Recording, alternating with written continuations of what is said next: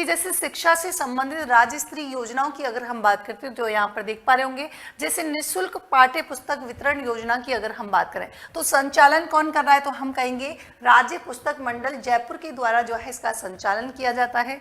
सभी सरकारी विद्यालयों में यानी कि 1 से 8वीं तक और 9वीं से 12वीं तक क्या है, SC ST और स्पेशली हम बात करें लड़कियों की तो कक्षाओं के इनके विद्यार्थियों को क्या किया जाएगा, निःशुल्क जो है पाठ्यक्रम पुस्तक जो है वितरण की जाएगी। यहाँ पर दूसरा हम बात करें ज्ञान संकल्प पोर्टल की बात करें तो यहाँ पर उद्देश्य क्या है, तो ध्यान रखेंगे सरकारी स्कूलों को, है ना, किसकी बात कर रहे हैं, सरकारी स्कूलों को भामाशाह की सहायता से क्या किया जाएगा, वित्तीय सहायता जो है प्रदान की जाएगी। पहली चीज क्यों की जाएगी, यानी कि बुनियादी ढांचे को मजबूत करने के उद्देश्य से की जाएगी। और यहाँ पर ध्यान रखेंगे ये राशि जो है वो क्या है, CSR में जो है इसको सम्मिलित किया गया है। CSR मतलब कॉर्पोरेट सामाजिक उत्तरदायित्व। आगे हम देखिए यहाँ पर बात करेंगे समग्र शिक्षा अभियान की। तो पहली बात तो समग्र शिक्षा अभियान 2.0 की बात करें तो 4 अगस्त 2021 को जो है इसकी शुरुआत हुई थी और ये क्या है, तो हम कहेंगे भारत सरकार की फ्लैगशिप स्कीम है। दूसरा हम बात करें संचालन किसके द्वारा किया जाता है, तो राजस्थान स्कूली शिक्षा परिषद के द्वारा जो है इसका संचालन किया जाता है। आगे हम बात करें कि केंद्र और राज्य का जो है इसमें वित्त अनुपात कितना है, तो 60 और 40 का क्या है इसमें रेशो है केंद्र और राज्य का। आगे देखिए हम बात करें विद्यार्थी सुरक्षा दुर्घटना बीमा योजना की अगर हम बात करेंगे तो ध्यान रखेंगे सभी सरकारी स्कूल के यानी कि 1 से लेकर 8वीं तक के जो भी विद्यार्थी होंगे, और दूसरा हम बात करें इसमें प्लस यानी कि कस्तूरबा बालक और इसी के अलावा मेवात बालिका विद्यालय जो है, तो इन सभी में अध्ययनरत विद्यार्थियों पर क्या होगी, ये स्कीम जो है पूरी लागू होने वाली है। आगे देखिए हम बात करें जैसे मुख्यमंत्री अनुप्रति कोचिंग योजना की बात करें तो अधिकारिता यानी कि विभाग कौन सा है, सामाजिक न्याय एवं अधिकारिता विभाग है। अब इसमें देखो स्टार्टिंग की बात करें कि ये योजना जो है शुरुआत कब हुई थी, तो इसकी शुरुआत हुई थी जून 2021 में हुई थी। योग्यता की बात करें कि कौन कौन जो है इसमें योग्य होगा, कौन कौन इसका पात्र होगा, तो SC याद रखना है, ST OBC MBC EWS और इसके अलावा अल्पसंख्यक जिनकी वार्षिक आय जो 8 लाख से कम है वो क्या है इस योजना में जो है क्या कर सकते हैं, पात्र होंगे। लाभ कितना जो है, तो 1 वर्ष के लिए जो है इसमें लाभ बेनिफिट दिया जाएगा। हम बात करेंगे छात्राएं जो है इसमें कितनी होंगी, तो 50% जो है इसमें मिनिमम छात्राएं होना आवश्यक है। पोर्टल की बात करें तो पोर्टल जो है जुलाई 2022 में लॉन्च किया गया है और लाभार्थी यानी कि बजट 2023-24 के अनुसार जो है इसमें लाभार्थी कितने थे, तो हम कह सकते हैं 30 लाख लगभग जो है इसमें लाभार्थी थे। आगे है इंदिरा प्रियदर्शनी पुरस्कार की बात करें जिसकी शुरुआत 2019-20 में जो है की गई थी। आगे देखें कि इसके लाभार्थी कौन होंगे, तो 8वीं 10वीं 12वीं कक्षा में क्या है प्रत्येक जिले में प्रथम आने पर जो है इस पुरस्कार से सम्मानित किया जाएगा। इसमें कौन कौन शामिल होंगे, OBC SC ST MBC EWS और इसी के साथ ही जो BPL जो दिव्यांग वर्ग से संबंधित जो बालक होंगे उनको जो है इस योजना से लाभान्वित किया जाएगा। अब देखिए यहाँ पर राशि की बात करें कि इसमें राशि जो है कितनी दी जाएगी, तो 8वीं की बात करेंगे तो 8वीं में जो है 40,000 रुपये दिए जाएंगे। 10वीं की बात करेंगे तो इसमें जो है 75,000 रुपये की राशि जो है दी जाएगी और 12वीं की बात करेंगे तो 1 लाख रुपए के साथ जो है स्कूटी वितरण जो है इस योजना के तहत किया जाएगा। आगे देखिए हम बात करें कालीबाई मेधावी छात्रा स्कूटी योजना की बात करें तो इसके लाभार्थी कौन होंगे, तो मेनली आपको ध्यान रखना है अल्पसंख्यक छात्रा तो होंगी, इसी के साथ ही जनरल OBC EWS और इसके अलावा ध्यान रखना है SC ST जो है इसके लाभार्थी होंगे। अब देखिए यहाँ पर क्या है, अगर हम बात करें कक्षा 12वीं की तो इसमें जो है क्या होगा यानी कि 65% जो है इसमें क्या होना चाहिए, न्यूनतम होना चाहिए। वैसे ही CBSE की बात करेंगे तो इसमें भी यानी कि 75% न्यूनतम होना चाहिए। जैसे क्लास 10th की बात करें तो ST वर्ग में कितना यानी कि 65% होना चाहिए और CBSE में कितना होना चाहिए 75% जो है इसमें होना आवश्यक है। स्कूटी की संख्या तो इस तरीके से जो है इतना आपको नहीं पूछा जाएगा, फिर भी ध्यान रखेंगे कि इसमें जो है क्या है 30,000 और कौन से आंकड़े के अनुसार 2023-24 के अनुसार। आगे ध्यान रखेंगे गार्गी पुरस्कार की जो है शुरुआत की गई थी 1998 में की गई थी।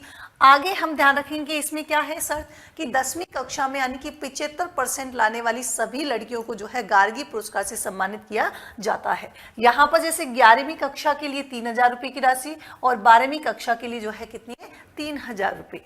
देखिए बालिका दूरस्थ शिक्षा योजना की बात करेंगे तो ये योजना जो है कब शुरू हुई थी, तो 24 अगस्त 2022 में जो है इसकी शुरुआत हुई थी। आगे हम बात करेंगे विधवा परित्यक्ता मुख्यमंत्री संबल योजना, यानी कि सरकारी और निजी संस्थान आपको याद रखना है।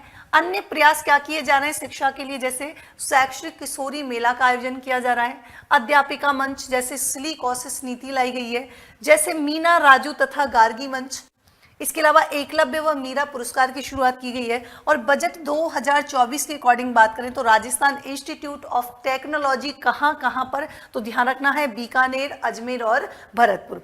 विश्वविद्यालय के कुलपतियों को जो है क्या दी गई है, तो ये आपको जो है करंट अफेयर्स के अकॉर्डिंग जो है क्वेश्चन पूछा जा सकता है। तो अभी कुलपतियों को क्या दी गई है, कुल गुरु की जो है पदवी प्रदान की गई है। महाराजा आचार्य संस्कृत विश्वविद्यालय जो है ये कहां पर बनाया जाएगा, तो इसकी घोषणा जो है जयपुर में की गई है।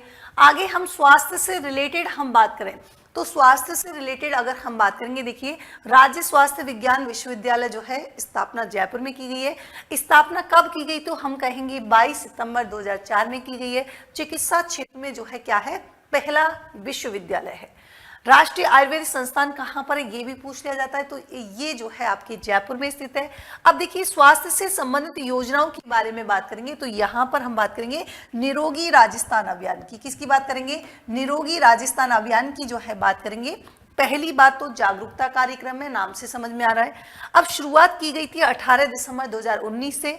उद्देश्य क्या है, तो राजस्थान के सभी नागरिकों को क्या करना, यानी कि स्वास्थ्य सेवाएं प्रदान करना क्या है इसका प्राथमिक उद्देश्य है। आगे देखिए हम चर्चा करें मुख्यमंत्री निशुल्क निरोगी राजस्थान योजना की बात करें। स्थापना जो है 1 अप्रैल 2022 को हुई थी। इसमें निशुल्क जांच एवं दवा योजना का जो है विस्तारित रूप है, पहली बात तो। दूसरा क्या है कि मेडिकल कॉलेज से जुड़े हुए स्वास्थ्य केंद्रों पर इंडोर एवं आउटडोर सेवा जो है प्रदान की जाएगी। आगे हम बात करें, देखिए मुख्यमंत्री निशुल्क दवा योजना की बात करें ना, मुख्यमंत्री निशुल्क दवाई योजना की बात करें, और ये एग्जाम में जो है कई बार इसकी डेट पूछी गई है, तो ध्यान रखेंगे 2 अक्टूबर 2011 से जो है मुख्यमंत्री निशुल्क दवा योजना की शुरुआत की गई। विभाग की बात करेंगे तो नाम से समझ में आ रहा है कि चिकित्सा एवं स्वास्थ्य विभाग द्वारा संचालित है। आगे बात करेंगे मुख्यमंत्री निशुल्क जांच योजना की बात करेंगे, तो जांच योजना की शुरुआत जो है 7 अप्रैल 2013 से की गई थी, और विभाग वही रहेगा चिकित्सा एवं स्वास्थ्य विभाग। आगे हम देखिए चर्चा करें मुख्यमंत्री चिरंजीवी दुर्घटना बीमा योजना की बात करें, तो शुरुआत हुई थी इसकी 1 मई 2022 में। प्रावधान क्या है, तो चिरंजीवी परिवार जो होंगे उनको 5 लाख रुपए प्रति परिवार क्या दिया जाएगा, निःशुल्क जो है दुर्घटना बीमा उपलब्ध कराया जाएगा। 7 प्रकार की दुर्घटनाएं जो है इसमें शामिल है। मृत्यु पर कितने, तो 5 लाख रुपए, और हाथ पैर आंख नष्ट होने पर कितने, 3 लाख रुपए की राशि, और एक अंग यानी कि नष्ट हो जाता है तो कितने मिलेंगे, तो 1.5 लाख रुपए की राशि जो है यहाँ पर प्रदान की जाएगी। आगे देखिए हम बात करें चिरंजीवी जीवन रक्षक योजना की बात करें, तो यहाँ पर क्या है कि यातायात दुर्घटना को यानी कि मान लीजिए कि यातायात दुर्घटना में कोई पीड़ित है, तो उसको 72 घंटे में क्या किया जाएगा, निःशुल्क आपातकालीन जो है उपचार दिया जाएगा। और जीवन बचाने वाले को कितने, तो हम कहेंगे 10,000 रुपये, और साथ ही उसको जो है प्रशस्ति पत्र से सम्मानित किया जाएगा। आगे देखिए यहाँ पर हम बात करें राजस्थान जननी शिशु सुरक्षा योजना की बात करें, तो यहाँ पर देख पा रहे हैं कि गर्भवती महिलाओं शिशुओं को निःशुल्क चिकित्सा उपलब्ध कराई जाएगी। 108 टोल फ्री निःशुल्क एम्बुलेंस सेवा योजना, और इसकी शुरुआत जो है कब, तो हम कहेंगे क्या है, यानी कि यहाँ पर ध्यान रखना है कब की बात है, सितंबर 2008 की हम लोग जो है बात कर रहे हैं।